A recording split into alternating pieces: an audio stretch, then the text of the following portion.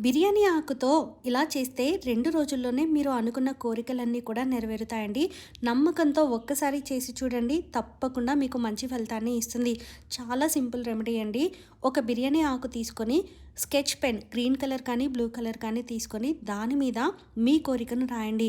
ఒక్కసారి రాసేటప్పుడు ఒక కోరికను మాత్రమే రాయాలండి. నమ్మకంతో చేయండి.